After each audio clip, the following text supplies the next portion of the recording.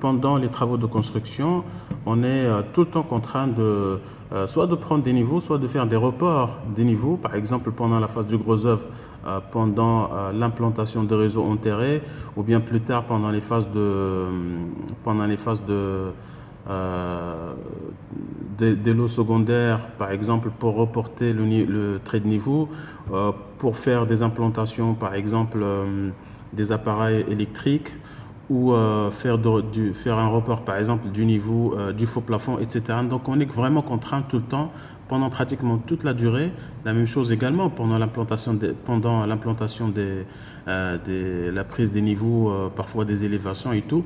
On est vraiment contraint de faire cette opération de devoir à un moment donné reporter un niveau d'un point à l'autre. Il y a deux façons qui sont couramment utilisées. La première, c'est l'utilisation de l'appareil de niveau.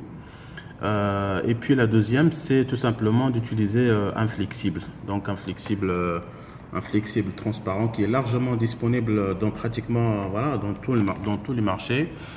Et donc qui permet de reporter le niveau verticalement, le niveau d'un endroit à l'autre. Et puis voilà, donc nous allons voir tout de suite comment on peut s'en servir pour pas faire d'erreur sur ce report justement. Le principe est simple, on met le bout du flexible dans un point d'eau, soit une bouteille, soit un seau comme ça, qui est rempli d'eau évidemment, et puis l'autre bout on commence à tirer.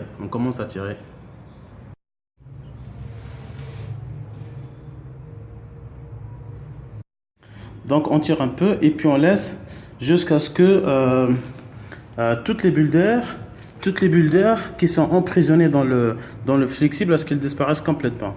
Donc on laisse l'écoulement jusqu'à ce qu'il n'y ait plus de bulles d'air dans le flexible.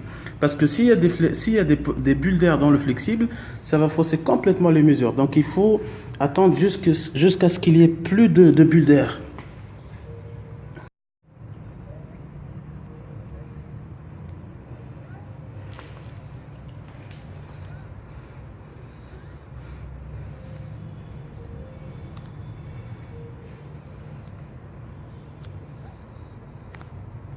Donc on laisse le flexible se reposer un peu pour que les niveaux se stabilisent complètement. Et puis quand vous remarquez ici, on a exactement le même niveau.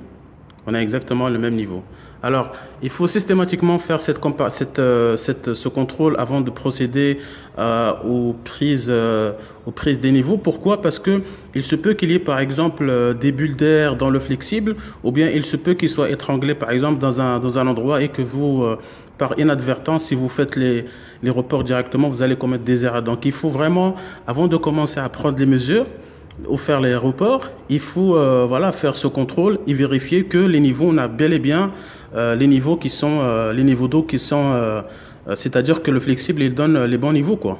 Donc, comme vous voyez, ils sont exactement au même niveau. Donc, à partir de ce moment-là, on peut déjà commencer à faire nos contrôles.